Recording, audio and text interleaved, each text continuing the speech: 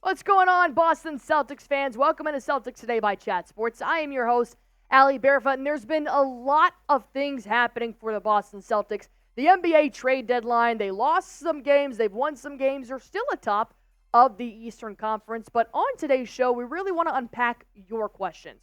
Whatever questions you guys have after the trade deadline and before the All-Star break, we want to make sure we're touching on that and just really unpacking how the C's look ahead of that break. Of course, they did have an ever so slightly win against the Wizards last night, 133-129. Let me tell you, this was shot for shot for majority of the game, which overall, it sucks. I hate playing down to teams, especially the Wizards, who have a 9-42 record. The C's have admitted, these are boring games. It is what it is, but still, you got to play night in and night out because I would love to smoke these teams in the way they should be smoked because that's what the number one team in the East does. But nonetheless, the C's have made some moves during the trade deadline. We're going to unpack that right now. The first question we have here is from Cobra Kai World saying, will Celtics give Jaden Springer a fair chance to play? My initial reaction here, of course, I'm not Joe Mazzulla, but I think they will. I think there are a lot of opportunities for bench players to get in, especially a 21-year-old. Although we didn't see Dalano Banton and Lamar Stevens and Svi Mykhailiuk play a lot of minutes, it is nice to know that Joe Mazzulla kind of always keeps two starters in along with three bench players. I think overall, you produce, you play, Smitty. I mean, Jaden Springer is a guy who hasn't really reached his potential yet. He didn't get a ton of playing time down the stretch for Philadelphia, but you could sense Philadelphia fans were very vocal on social media. They were not happy about losing this guy. And listen, his stats, they don't jump off the screen per se, but he's a guy who can give you really good defense, really good athleticism, and just make plays like a Brad Stevens would want to. Now, Brad Stevens, he was asked about Jaden Springer and his potential of being in this Celtics lineup, and he said that Jaden Springer is going to give them good energy and good defense that will give them the opportunity to play in a playoff rotation because in the postseason, defense matters more than a lot of things. So I think he's a good chance at cracking that playoff rotation. We just have to see him get into that lineup initially and see how that goes. No, I do agree, and I think that the Boston Celtics, unfortunately didn't crush the Wizards the night before, but they do have a lot of moments where they are having a big enough lead to really get some garbage time moments. So I do hope Jaden Springer finds his welcome very warming in Boston. I hope he does do good things for our team. But the next question is going to come in from Noah Rubin, a longtime Celtics Today fan, saying, Celtics, who are the biggest threat for the finals in the West? Good question. I'll tell you what, man, it's not a huge move in the sense that it's not his prime, but Gordon Hayward to the Oklahoma City Thunder does help them. And they are currently tied for first in the Western Conference. But let me put out this team here that I think is a sleeper team right now. The Los Angeles Clippers. Yeah, they ain't a sleeper nasty. No more. They ain't a sleeper no more. Holy James Harden turned back the clock. Was this is this the trade that's finally going to pay off for James Harden? My goodness, the Clippers are looking dangerous. I mean, you got your Jokic's, you've got your Sabonis, the Nuggets are still you've got there. your Currys, that's fine. But the healthy Kawhi, Paul George, and Harden, whew. And Westbrook's still playing as one of the best players off the bench in the NBA. The Clips, man, they've been doing a good job so far this year. Gotten super hot in the calendar year of 2024. And Kawhi looks like an actual MVP candidate for the first time in his career. And that's crazy to see from that team. So I think the Clippers are definitely going to be contenders for anybody right now. They are currently tied for first, but of course the Harden trade didn't happen at the beginning of the season. So there's still a lot of things and a lot of games left to play. But hopefully the C's can take a well-deserved rest over All-Star break. But I do wonder if Brad Stevens, Smitty, is going to make another move here. As Cobra Chiron had a great question of, should the Celtics sign Gallinari?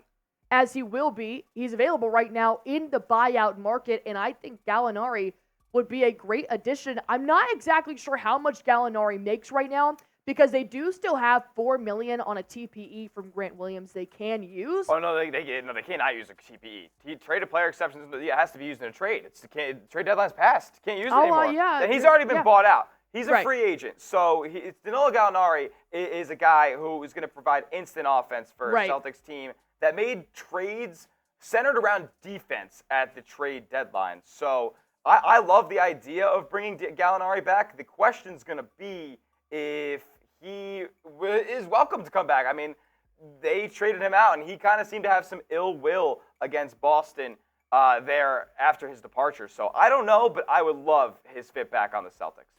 I do as well. You know, of course, he might have a little chip on his shoulder, but you got to get past that to come play for the number one team in the East. I don't see why any player right now wouldn't want to come play for the Boston Celtics. But let me go ahead and ask you guys the same question. Should the Celtics sign Danilo Gallinari? Go ahead and type S for sign, type P for pass. Go ahead and drop that down below with all the information that we just provided you guys. While you guys are commenting that down below, go on ahead and head over to prizepicks.com, especially ahead of the big game on Sunday. The number one daily fantasy sports app for a reason. It's extremely entertaining. It's super easy to use. It takes less than 60 seconds to make your picks. All you have to do is pick between 2 to 6 players and just pick more or less on their projected stats. And they're having a huge promotion right now for the Kansas City Chiefs. They do have 99% off of Patrick Mahomes' line. 1 yard. Of course, I'm taking the more on that. Christian McCaffrey to have more than 90.5 rushing yards, and Isaiah Pacheco with the Demon, 99.5 rushing yards on the day. So go on ahead and make your prize picks at prizepicks.com/CLNS using promo code CLNS for a first-time deposit match up to $100 and watch yourself win some real money in real time. Mawad coming in with the next question here saying, Celtics, who do you think the best fit would be for the Celtics in the buyout market? So I pulled up this question because we just talked about Danilo Gallinari. And I think, in my opinion, that would probably be the best option. But there are some other guys out there who address positions that the Celtics did not address at the trade deadline. Like a guy like DeLon Wright, a secondary ball handler off of that bench unit, is somebody that I would really like. Who else did we talk about yesterday? Otto Porter Jr., you've got Victor Oladipo. Yep. You've got several names right now as well. Victor Oladipo is a guy who, while he's nursing a knee injury still, he has not played in quite a bit, but he provides energy on defense and offense. Like, he's one of those rare two-way players who's available in the buyout market. Otto Porter as well, someone who has had postseason experience who can give you a little bit of a scoring spark on the wing, but he's been hurt as well. Injuries will happen, will come and go, but look, I didn't expect Jaden Springer to be a move, and then Brad Stevens went out and made that one. So I trust Brad in the buyout market as well, especially as they are still contending in the East. But Luxury Picks had a good question here saying, Celtics, do you think the Timberwolves will go deep in the playoffs? They are one of those teams that's kind of bouncing around that number one seed in the Western Conference with the Oklahoma City Thunder and with the Los Angeles Clippers right now. I don't know how deep, but I do think they have the ability to go deep in the playoffs. I once again, the Philadelphia 76ers, every year think it could be their year, and they choke in the second round. So depending on how the Timberwolves play in the postseason, Ant Edwards definitely has the capabilities to bring his team far in the playoffs. But overall, I'm not worried about it until they play the Celtics in the least. But I think that while the All-Star break is coming, it's going to take a lot. It's going to really enhance this playoff contention once the All-Star break is over. But the deadline may be over, but our content is not. Go on ahead and subscribe to our channel. We need 371 to hit 24,000. We're going to put out 6 videos a week still, even though the deadline is over. We want you guys to not be that only Boston person that doesn't know what's going on with the Celtics. Gotta hit that sub button, baby. Got it, that sub button. Danny Fide saying, what do you think might be some good Celtics trade during the offseason? I know the deadline just passed, but let them cook. Let's chill for a little bit. I mean, this is the squad now. We just made 2 deals. Now, think about the contracts that we have here coming up. Drew Holiday is going to be asking for an extension. Derek White's going to be asking for an extension. I don't think the Celtics are going to be in the business of making external trades. It's going to be one of those things we're going to have to build through the draft or make trades around the margins. A guy like Jaden Springer next season makes $4 million instead of his $2.2 right now, which is a move that Brad Stevens thought about more he thought about the player first, obviously, but that is an incentive for them to have flexibility to make a trade next season. Any trade, it's going to be very small in salary still, just like this season. They're not getting out of that second apron anytime soon. I do agree with you there, Smitty, but once again, Brad Stevens doesn't sleep, so whatever trade Brad Stevens wants to make, I'm sure the Boston Celtics are going to be wide open, but hopefully he's making a trade in the offseason with some new hardware on his finger as well. But that was a good question by Danify. The next one here is, do you think Kristaps was the missing piece? Y-E-S. Do you see? Yes. Who I didn't is even this? read the name. Who is this? Is that you? Who is? That's me on my graduation day. Anyways. Are you serious? Yes, Yes, Kristaps he Porzingis is. is a missing piece. He's the unicorn. He's 7'3". He's a god. That's all I have to say about KP. You guys can look at his stats if you want. He is the real deal. I mean, come on now. He's the man. I mean, KP, it doesn't get any better than Kristaps Porzingis. Look what he did against the Wizards. This is 31 points against the Hawks a couple of days ago. Then it was last night against the Wizards, 34 points, a double-double, 50% from both the field and three-point line. Come on, KP, let him breathe, my guy. He's unbelievable. Listen, let's really dive down into this question now. I mean, you look at the stats. That's going to be great from any player, but it's how Kristaps Porzingis affects the ball game. He's 7'3". I mean, obviously that's very visible, very literal.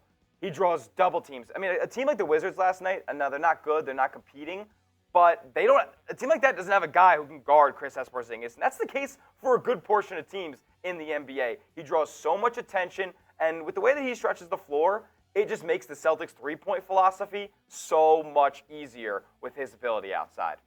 No, I completely agree. I haven't seen a single thing from Kristaps I don't like. You stay healthy, we got a real shot of winning banner 18. And he's been a legitimate defensive piece as well. I mean, you look at his rim protection last night against the Wizards. It was unbelievable. I mean, I think from losing Marcus Smart, yes, it hurt.